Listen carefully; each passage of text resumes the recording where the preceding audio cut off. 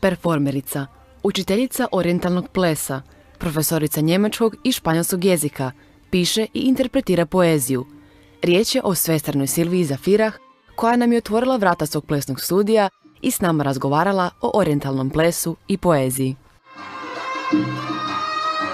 Priča je pomalo neobična, ali ne znam, velim, iz nečega što zapravo nisam očekivala da će se dogoditi, nastalo je nešto što me sad jako ispunjava i veseli.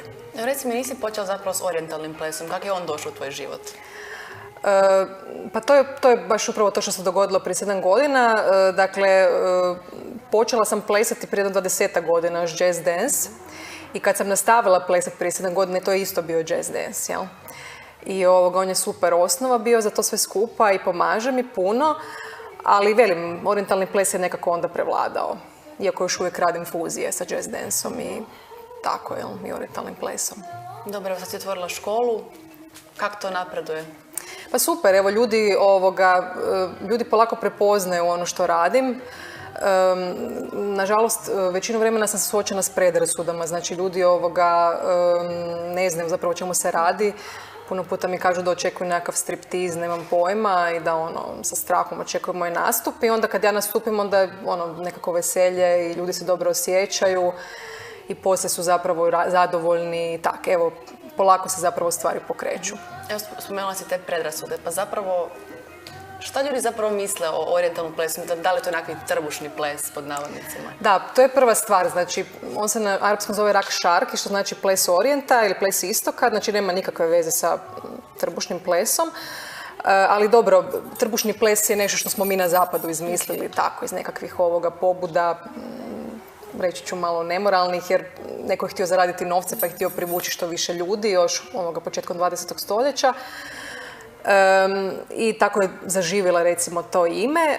Danas, velim, ono što se zapravo najviše suočavam sa predrasudama je to da se radi na nekoj vrsti striptiza, iako je plesačica najčešće najmanje gola i od balerine i od neke druge vrste plesa. Zatim od tog imena plesa, jer nekako čim se nešto zove trbušni, onda automatski nekak se ne gleda kao balet ili ne znam, kao salsa ili slično. Zato, velim, radim na tome da se to ime, orijentalni ples, zapravo probije, da ljudi saznaju da je to zapravo pravo ime tog plesa, da nema nikakve veze sa trbuhom. To je uostalom ples bokova, znači nije ples trbuha prvenstveno. Trbuh se pokreće silom prilika jer on jednostavno radi, pokreće bokove, izolira trup i tako dalje, ali on ne radi prvenstveno trbuh nego bokovi.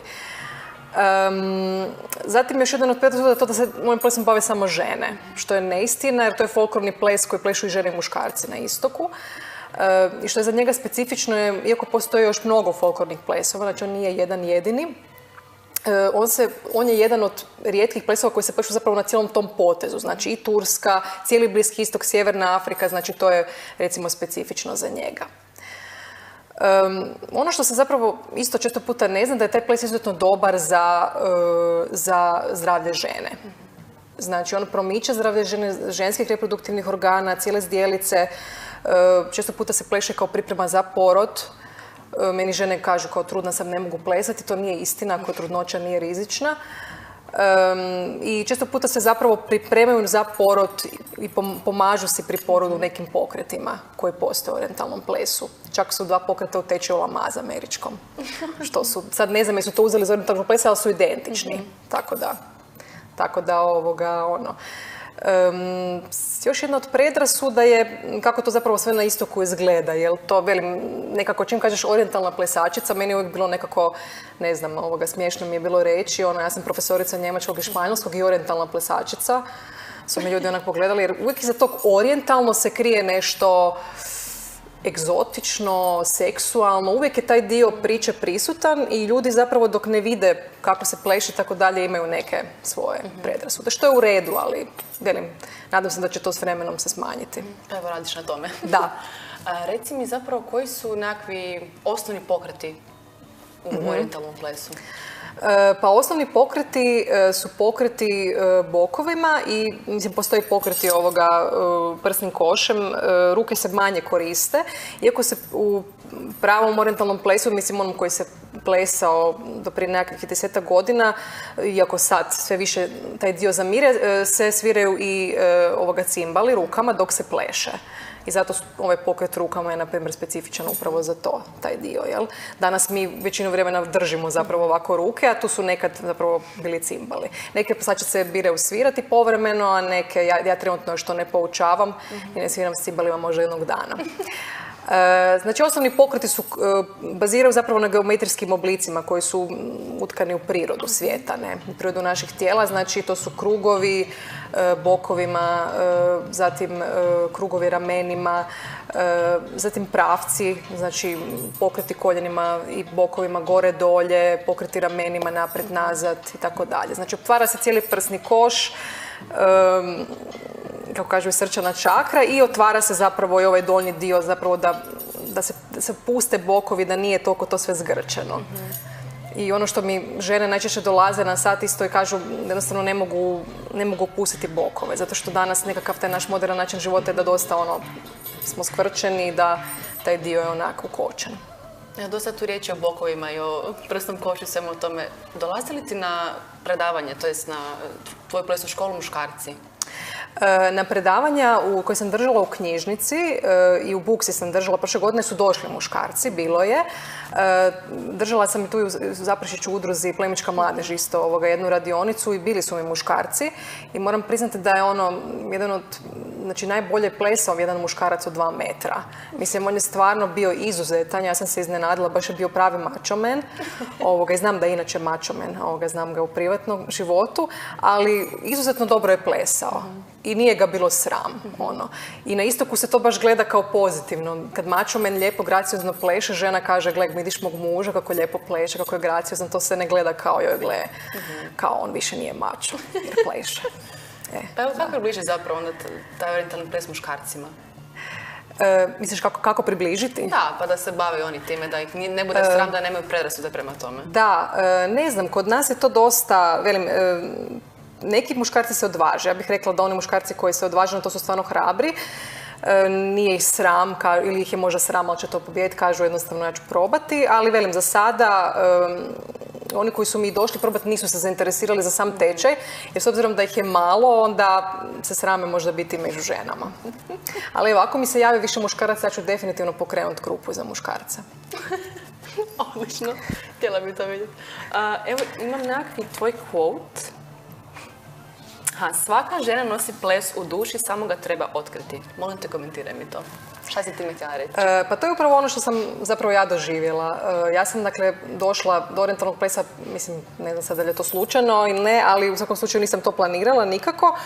Ali kad počneš plesati orijentalni ples, ne znam, ljudi me pitaju kao kako si ti došla uopće do toga, pa ti tu živiš u Hrvatskoj, pa to nema veze s nama. Ima veze, zato što on ima toliko benefita za ženu, da je to zapravo neopisivo, moraš to sam probat. Mislim, probaj sam doma pa vidi.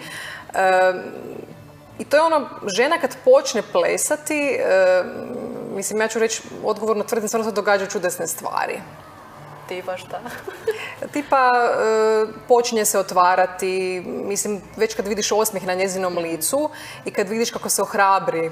Ja kad vidim, kad mi se polaznice ohrabre pa pokažu dio sebe u plesu, neki pokret koji niko nije planirao, to mi je najljepši dio sata. Kad vidim da se opustila, da se otvorila, pokretu i životu, to mi je fascinantno. I na neki način se kroz taj ples zapravo učimo otvoriti životu. Znači da nismo stisnuti u životu, dakle da možemo jednostavno disati sa prirodom i sa onim što se događa oko nas. Lijepo si to sročila. Zato vjerojatno pišeš i poeziju. Da, reci mi nešto o tome, kako je to došlo? Pa poeziju pišem od uvijek, znači od kad znam za sebe pišem. Sad koliko je to bilo kvalitetno ili nije, ne znam, ali u svakom slučaju odlučila sam prije jedno godinu dana da ću to objaviti. Samo što trenutno sam još uvijek u procesu slaganja cijele zbirke i davanja ponuda izdavačima.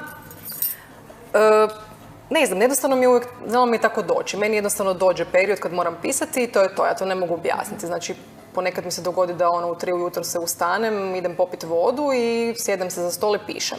I napišem 10 stranica i onda ništa ne napišem recimo 6 mjeseci. Imam takve periode. O čemu najčešće pišeš zapravo? Pa u zadnje vrijeme najčešće pišem o prirodi i Bogu i povremeno plesu, ljubavi i tako nekim trenucima u svakidašnjem životu. To me nekako najviše fascinira u zadnje vrijeme.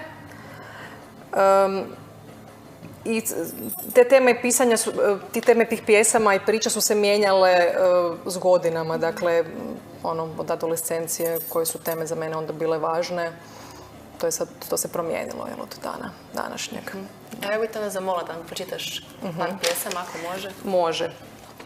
Evo, ja sam izabrala jednu pjesmu koja se zove Blagoslov jutra. Napisala sam je prošle godine u kolovozu. Blagoslov ranog jutra danas neće proći neopaženo. Blagoslov sunca, blagoslov zraka, snažan i jasan, ali proziran kao svjetlost. Blagoslov jutra je uvijek tu. Osjećam ga snažno dok sjedim na balkonu, dok pišem i gledam planine, dok vrištim i bojim se dana, dok blagoslivljam i primam blagoslov. Blagoslov jutra nosi me daleko. Nosi me u neku novu stvarnost, ne znam koju. Vodi me po stepenicama lakoće i spušta me na zraku sunca.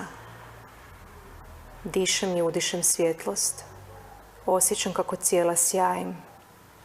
Svijet i ja sjajimo zajedno.